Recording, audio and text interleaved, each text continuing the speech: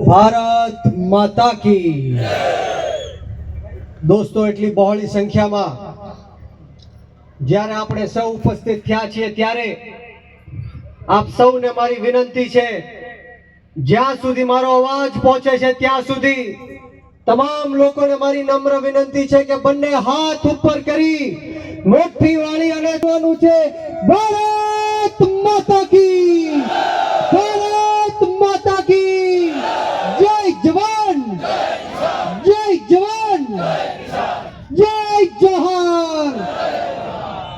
ખૂબ ખૂબ આભાર. આજ રોજ પાર્ટી ગુજરાત જોડો જનસભા અંતર્ગત પંચમહાલ જિલ્લાની અંદર જ્યારે એટલી બહોળી સંખ્યામાં આપ સૌ ઉપસ્થિત થયા છો ત્યારે મંચ પર બિરાજમાન એક એવું વ્યક્તિત્વ જેમણે આ દેશના વડાપ્રધાન નરેન્દ્ર મોદીની ઊંઘ હરામ કરી નાખી એવા ડેડિયાપાડાના ધારાસભ્ય ચૈતરભાઈ વસાવા માટે જોરદાર તાળીઓથી એમનું સ્વાગત કરીએ. સાથોસાથ મંચ પર બિરાજમાન છોટા ઉદયપુરના જિલ્લા પ્રમુખ એવા રાધિકાબેન રાઠવા, બાબુભાઈ ડામોર, રાકેશભાઈ, વિદ્યાર્થી નેતા યુવરાજસિંહ જાડેજા, નરેશભાઈ, પ્રવીણભાઈ અને સમગ્ર આમ આદમી પાર્ટીની ટીમ અને તમામ નામી અનામી મહાનુભાવોનું આ તકે હું ખૂબ ખૂબ સ્વાગત કરું છું. અને સાથોસાથ દૂર દૂરથી પધારેલા મારા આદિવાસી સમાજના વડીલો, માતાઓ, ભાઈઓ, બહેનો, બાળકો અને ખાસ કરીને મારા સાવજો જેવા યુવાનોનું હું બ્રિજરાજ સોલંકી આ પરિવર્તનની અને ખેડૂતોની લડાઈમાં આપ સૌનું ક્રાંતિકારી સ્વાગત કરું છું. આપનો ખૂબ ખૂબ આભાર વ્યક્ત કરું છું. દોસ્તો, વિશેષ વાતો નથી કરવી, પરંતુ જે રીતના અગાઉના વક્તાઓએ કીધું કે આમ આદમી પાર્ટી આદિવાસી સમાજ હોય, ઓબીસી એસસી એસટી સમાજ હોય, કોઈ પણ નબળા કે ગરીબ સમાજ હોય, પછાત સમાજ હોય, તેમના હક અધિકાર અને ન્યાય માટે સમગ્ર ગુજરાતની અંદર લોકો વચ્ચે જઈને એમને આશ્વાસન આપે છે, એમને હિંમત પૂરી પાડે છે. ત્યારે જે રીતના અગાઉના વક્તાઓએ વાત કરી કે તાજેતરમાં જે બોટાદની અંદર ખેડૂતોના હક અધિકાર અને ન્યાય માટે કડદાકાંડ થયું, એમાં 85 લોકો અત્યારે જેલની અંદર છે, એમાં આમ આદમી પાર્ટીના નેતા સહિત અનેક ખેડૂતો અંદર છે. ત્યારે આપણે સૌએ એમને યાદ કરવા પડે. આમ આદમી પાર્ટીના ખેડૂત નેતા એવા રાજુભાઈ કરપડા હોય, ફ્રન્ટલ અધ્યક્ષ પ્રવીણભાઈ રામ હોય, રમેશભાઈ મેર હોય, રાજુભાઈ બોરખતરિયા હોય, સાથોસાથ પ્રવીણભાઈ હોય અને 85 ખેડૂતો જે અત્યારે જેલની અંદર સંઘર્ષ કરી રહ્યા છે, એમની માટે એકવાર જોરદાર તાળીઓ થઈ જાય મિત્રો. કારણ કે આપણા હક અધિકાર અને ન્યાયની લડાઈ માટે એ અત્યારે અંદર છે. અને જ્યારે જ્યારે પણ હું આ સભાની અંદર વક્તવ્ય આપું છું ત્યારે એક વાત અવશ્ય હું નોટિસ કરું છું કે જ્યારે જ્યારે પણ ચેતરભાઈ વસાવાની સભા હોય, આમ આદમી પાર્ટીની સભા હોય, ત્યારે સ્થાનિક ધારાસભ્ય, સંસદ સભ્ય, આ મંત્રીઓ, આ ભાજપના નેતાઓ અવારનવાર એવા પ્રયત્ન કરતા હોય, ડરાવવાના અને ધમકાવવાના પ્રયત્ન કરતા હોય.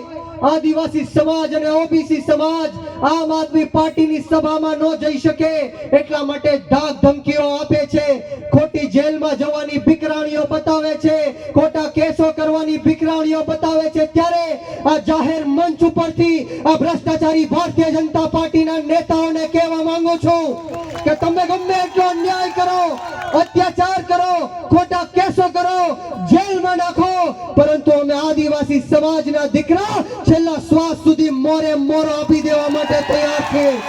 અમે કોઈનાથી ડરતા નથી, અમે કોઈનાથી ગભરાતા નથી. અરે બહુ જોઈ તમારી જેલ ફેલ. અમારા ચૈતર વસાવા જેલથી ડરવા વાળો વ્યક્તિ નથી, અમારા ગોપાલ ઇટાલિયા જેલથી ડરવા વાળા વ્યક્તિ નથી. તમારી જેલની દિવાલો ચૈતર વસાવાનો વિચાર નહીં રોકી શકે. તમારી જેલની દિવાલોના સરિયા અમારી જેવા યુવાનોના ક્રાંતિ કરવા માટે નહીં રોકી શકે. અરે તમારી પોલીસની બંદૂકની ગોળીઓ અને લાઠીઓ આમ આદમી પાર્ટીને ક્રાંતિ કરતા નહીં રોકી શકે. યાદ રાખજો. અમે તમારી માટે લડવા માટે નીકળ્યા છીએ. અમે કોઈનાથી ડરતા નથી, ગભરાતા નથી. અમે તમારા હક, અધિકાર અને ન્યાયની લડત માટે નીકળેલા લોકો છીએ. અહીંયા બેઠેલો એક એક આમ આદમી પાર્ટીનો નેતા, એક એક આમ આદમી પાર્ટીનો કાર્યકર તમારી માટે મોતને મુઠ્ઠીમાં લઈને ફરે છે, મોતનું કફન બાંધીને નીકળ્યો છે. તમારે સૌએ સાથ સહકાર આપવાનો છે. આમ આદમી પાર્ટીમાં જોડાઈને આ ભ્રષ્ટાચારી ભારતીય જનતા પાર્ટીને જડ મૂળમાંથી ઉખેડીને ફેંકી દેવાની છે. ત્યારે આપણે સૌ જાણીએ છીએ કે ગુજરાતની અંદર તાજેતરમાં જે ડ્રગ્સનો અને દેશી દારૂનો મુદ્દો ચાલી રહ્યો છે, એના કારણે ગુજરાતના હજારો અને લાખો યુવાનો આ દેશી દારૂ પીને ડ્રગ્સના રવાડે ચડીને પોતાના જીવ ગુમાવે છે. ત્યારે તાજેતરમાં સરકારનો કિલ્લોનો ડ્રગ્સ પકડાયો છે. ત્યારે ગુજરાતના અનેક યુવાનો, અંદાજે 17 લાખ યુવાનો આ ડ્રગ્સના રવાડે ચડ્યા છે. 1.80 લાખ મહિલાઓ પણ ડ્રગ્સના રવાડે ચડીને નશીલા પદાર્થો ગ્રહણ કરીને એમડી ડ્રગ્સ હોય, હેરોઈન હોય, ગાંજો હોય, આ બધાનું સેવન કરીને પોતાનું જીવ ટૂંકાવવાનું કામ કરે છે. ત્યારે આ જાહેર મંચ ઉપરથી આ ગુજરાતના ગૃહમંત્રી અને 8 પાસ એવા હર્ષ સંઘવીને પણ હું કહેવા માંગીશ કે આવનારા દિવસોમાં જો ગુજરાતની અંદરથી આ દેશી દારૂનો નેસ્ત નાબૂદ કરવામાં નહીં આવે, ડ્રગ્સનો નેસ્ત નાબૂદ કરવામાં નહીં આવે, તો આમ આદમી પાર્ટી ગુજરાતના 1 કરોડ યુવાનોને સાથે લઈને ગાંધીનગરનો માર્ગ અપનાવશે, આંદોલન કરશે અને જરૂર પડે તો વિધાનસભાનો ઘેરાવ પણ અમે કરીશું. હું આ જાહેર મંચ ઉપરથી આ ભ્રષ્ટાચારી ભારતીય જનતા પાર્ટીના નેતાઓને કહેવા માંગીશ, આ હર્ષ સંઘવીને કહેવા માંગીશ કે પોલીસ પરિવારનો ઉપયોગ કરીને તમે જિગ્નેશ મેવાણીને વિરોધ કરાવ્યો. વિરોધ પ્રદર્શનમાં આ પોલીસ પરિવારના લોકોને ઉતાર્યા. પરંતુ સાંભળી લેજો, કાન ખોલીને હર્ષ સંઘવી સાંભળી લે કે જ્યારે આ ગુજરાતની એ વિધવા બહેનો જે દેશી દારૂ પીને યુવાનો મર્યા છે, પોતાના બાળકોને અનાથ કર્યા છે, પોતાએ માએ પોતાના દીકરાઓ ગુમાવ્યા છે, એ જ્યારે ગુજરાતની સડકો ઉપર ઉતરશે ત્યારે તમે મોઢું દેખાડવાને લાયક નહીં બચો. એટલા માટે સમજી જાજો, એટલા માટે સમજી જાજો કે આવનારા દિવસોમાં યુવાનો ડ્રગ્સ નહીં, રોજગાર માંગે છે, બોલવાનો અધિકાર માંગે છે. અને આમ આદમી પાર્ટી આજથી જાહેર કરે છે કે યુવાનોના હક, અધિકાર અને ન્યાય માટે, ગુજરાતમાંથી ડ્રગ્સને નિસ્ત નાબૂદ કરવા માટે આમ આદમી પાર્ટી ઝુંબેશ ઉપાડવાની છે. ત્યારે આપે સૌએ આમ આદમી પાર્ટીમાં જોડાઈને આ ભ્રષ્ટાચારી ભારતીય જનતા પાર્ટીને જડબા તોડ જવાબ દેવાનો છે. મિત્રો, વિશેષ વાતો નથી કરવી, પરંતુ જે રીતના ગુજરાતની અંદર ખેડૂતોની હાલાત છે, ખેડૂતો વિરોધ કરી રહ્યા છે, આપણે સૌ શું કામ ભેગા થયા છીએ, આપણે સૌએ શેની લડાઈ લડવાની જરૂર છે, ચૈતરભાઈ શું કામ બોલે છે, યુવરાજભાઈ શું કામ બોલે છે, રાકેશભાઈ હોય, રાધિકાબેન હોય, નરેશભાઈ હોય, આ બધા શું કામ બોલે છે, આપણે સમજવાની જરૂર છે.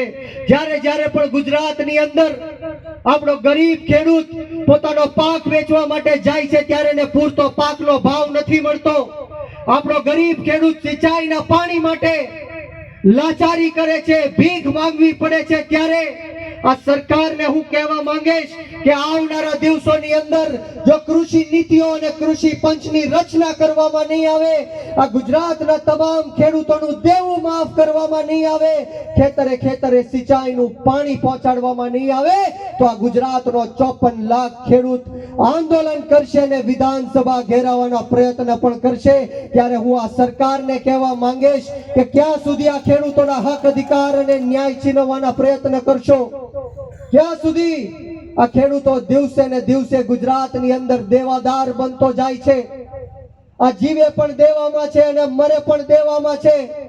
આ ભ્રષ્ટાચારી ભારતીય જનતા પાર્ટીની નીતિ છે કે આ ગરીબ ખેડૂત ક્યારેય દેવામાંથી બહાર ન નીકળવો જોઈએ, આ દિવસે ને દિવસે દેવાદાર બનવો જોઈએ.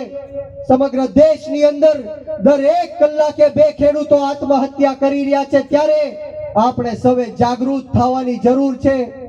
આ દેશનો ઇતિહાસ એવું કહે છે કે જ્યારે જ્યારે પણ આ દેશની અંદર ક્રાંતિ થઈ છે ત્યારે યુવાનોએ ક્રાંતિ કરી છે, ખેડૂતોના દીકરાઓએ ક્રાંતિ કરી છે, તૂટેલા ફાટેલા કપડા પહેરવા વાળા લોકોએ ક્રાંતિ કરી છે, ઉઘાડા પગે ફરવા વાળા લોકોએ ક્રાંતિ કરી છે, સામાન્ય અને ગરીબના યુવાનોએ ક્રાંતિ કરી છે. આપણા ભારત દેશની આઝાદીની અંદર કોઈ ઉદ્યોગપતિનો દીકરો નહોતો આવ્યો, કોઈ પૈસાવાળાનો દીકરો જરૂર પડી છે ત્યારે આ ભારત દેશ માટે જો કોઈ હસતા હસતા ફાંસીના માચડા ઉપર ચડ્યું હોય તો એ આપણા ગરીબ ખેડૂતોના દીકરા હતા. જ્યારે પણ આ દેશની બોર્ડર ઉપર આ નમાલી પાકિસ્તાન સામે બાદ ભીડીને શહીદ થવા વાળા આપણા ગરીબ ખેડૂતોના દીકરા હતા.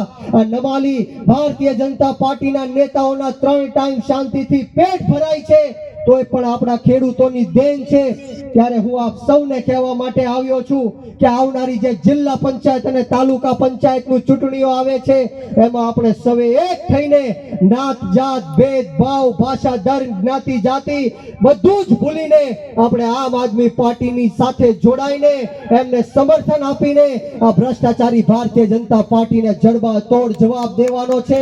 ત્યારે ચૈતરભાઈ વંદર યાતનાઓ ભોગવી ત્યારે આ નેતાઓ આદિવાસી સમાજના જે ભારતીય જનતા પાર્ટીના નેતાઓ એવું કહેતા હતા કે ચૈતર વસાવા ક્યારે જેલમાંથી બહાર નહીં નીકળી શકે, ચૈતર વસાવા હવે ખતમ થઈ ગયો છે, ક્યારે આદિવાસી સમાજનો અવાજ નહીં ઉઠાવી શકે. ત્યારે હું આદિવાસી સમાજના ભાજપના નેતાઓને કહેવા માંગીશ कि क्या सोचा था नहीं लौटेंगे, अरे गलत जब तक तोड़ेंगे नहीं तब तक छोड़ेंगे नहीं.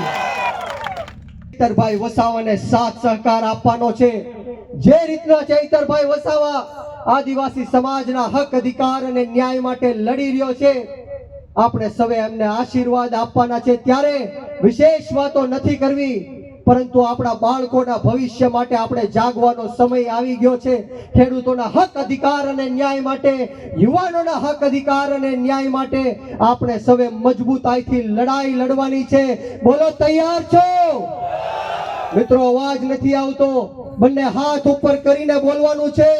બોલો લડાઈ લડવી, ક્રાંતિ કરવી છે, પરિવર્તન લાવવું છે તો હું અહીંથી નારો આપીશ પરિવર્તન અને તમારે અને તાકાતથી બોલો પરિવર્તન પરિવર્તન પરિવર્તન. ખૂબ બોલાવીને માન સન્માન આપ્યું, 2 શબ્દ બોલવાની તક આપી તે બદલ તમામ આયોજક મિત્રોનો આ તકે હું ખૂબ ખૂબ આભાર વ્યક્ત કરું છું.